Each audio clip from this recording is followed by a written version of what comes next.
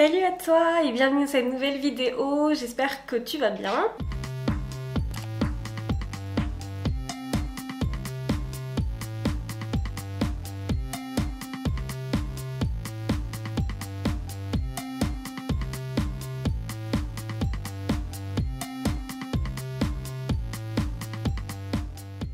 Je te retrouve dans une vidéo pour parler de l'endométriose encore une fois, donc ce sera dans la bonne playlist, tu pourras retrouver toutes les autres dans ma playlist endométriose. Aujourd'hui je voulais te parler de la façon dont j'ai réussi à réduire mes crises d'inflammation par rapport à l'endométriose en changeant ou en adaptant mon alimentation. Alors je suis quelqu'un qui adore cuisiner, qui adore manger, je déteste faire des régimes, par contre j'aime pas me priver non plus, donc la prise de conscience de se dire il faut changer d'alimentation, ça a été un petit peu compliqué au départ.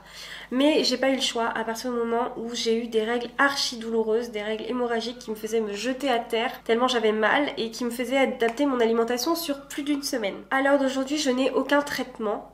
Je suis en période de transition, c'est-à-dire que j'ai été opérée, j'ai pas eu de traitement supplémentaire depuis. Donc je recommence à avoir des épisodes de règles très douloureuses, mais je suis en processus d'inscription pour la PMA. J'ai réussi à limiter mes crises d'endométriose pendant mes règles, mais également en dehors des règles, parce que vous le savez aussi bien que moi, celles qui sont atteintes, c'est pas parce que nos règles sont terminées qu'on n'a plus de douleur. Il faut savoir que moi je n'ai pas d'atteinte au système digestif, je n'ai pas eu d'attaque par rapport à mes lésions à cet endroit-là, ce qui ne m'empêche pas de faire des crises d'endométriose à cause de mon alimentation.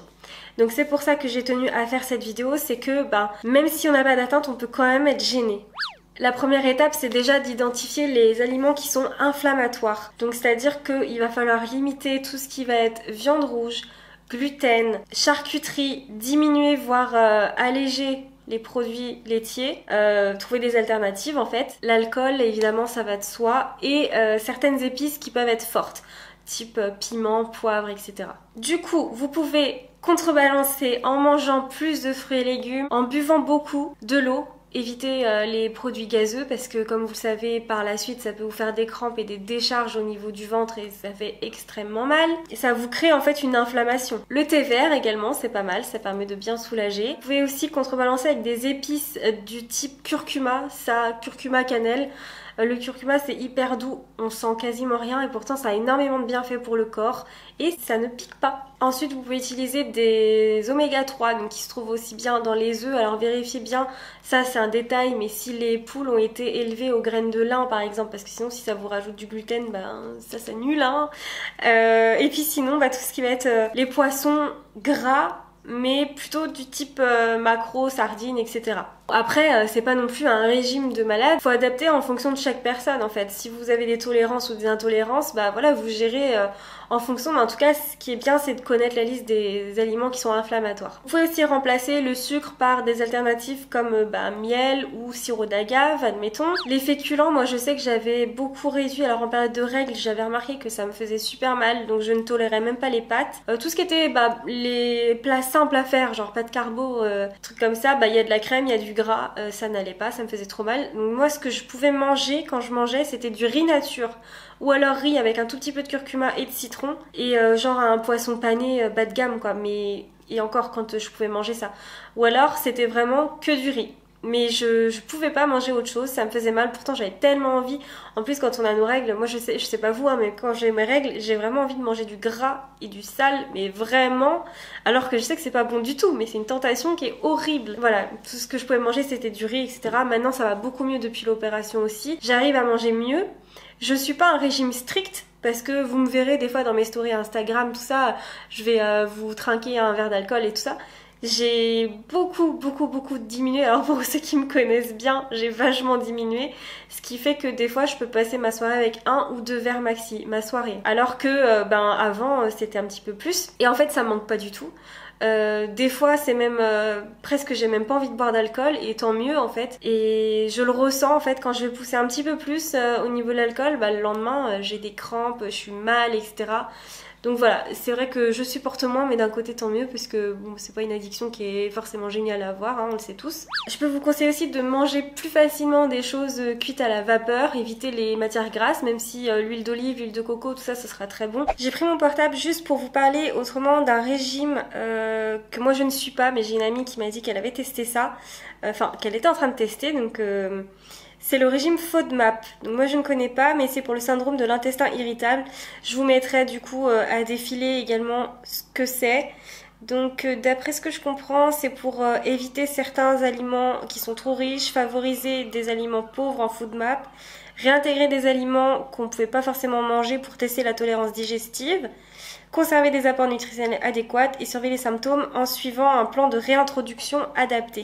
Donc voilà, pour celles qui ont vraiment des grosses difficultés avec des intolérances assez fortes, c'est un type de régime qui pourrait vous aider. Donc ça, je vais vous le noter, puis si vous êtes intéressé, vous pourrez aller voir sur internet à quoi ça correspond.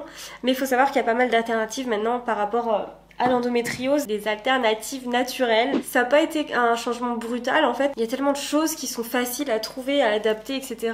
Enfin, c'est juste une question de vouloir changer un tout petit peu ses habitudes, mais c'est pas un gros régime, un gros revirement. Donc c'est des petites choses qu'il faut avoir en mémoire, ce qui est inflammatoire, ce que vous allez observer pendant vos crises, vraiment les aliments que vous ne pouvez pas tolérer. Moi j'essuie directement pendant mes règles, pas de carbo, c'est le truc qui est hyper simple à cuisiner, mais je le supportais vraiment pas. J'étais, mais vraiment, je passais des nuits mais en sueur, avec des crampes, je me jetais à terre, c'était une torture. Et jusqu'à un point où j'avais peur de manger, je voulais pas parce que je savais plus quoi manger, je savais pas ce que ça allait me faire, etc. Et donc oui, il y a eu des périodes où je mangeais plus pendant mes règles parce que c'était devenu... C'est même pas que j'avais envie de pas me nourrir, c'est que j'avais tellement peur d'avoir mal, pour vous dire à quel point ça me faisait souffrir, que ben j'arrivais pas à trouver d'alternative. Et en fin de compte, voilà, j'ai commencé à essayer de me faire une petite routine. Alors au réveil, je buvais de l'eau avec du citron. Bon, a priori, c'est pas forcément hyper conseillé de le faire. Je sais juste que moi, ça m'évitait d'avoir des crampes. Donc de l'eau chaude avec du citron vert. Après, bah, comme je vous disais, riz, poisson ou juste riz avec curcuma et citron. Et surtout pas de crème et boire beaucoup d'eau pendant les règles aussi, eau plate, voilà. Et puis bah, les fruits et les légumes, c'est tout ce que je pouvais tolérer en fin de compte. Donc j'ai réussi à trouver ça de moi-même et ensuite en me renseignant sur l'alimentation inflammatoire, je me suis rendu compte en fait qu'il y avait déjà des listes qui étaient dispo sur internet de tout ce qu'il fallait éviter, etc. Une fois qu'on a retenu ce qui pouvait nous faire du mal, bah voilà, on fait sans et puis on fait autre chose et... c'est très simple.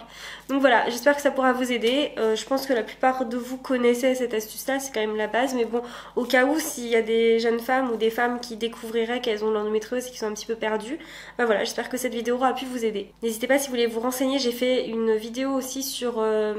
mon opération, sur mon écho-icosie, voilà, moi je savais pas du tout ce que c'était, donc j'ai décidé d'en parler un petit peu. Vous avez toute une playlist dédiée à ça. Et sur ce, bah, j'espère que vous vous portez bien. Je vous souhaite une belle fin de journée. Prenez soin de vous surtout. N'hésitez pas à vous abonner si ça vous a plu. Et je vous retrouve très vite dans une prochaine vidéo. Bisous, ciao!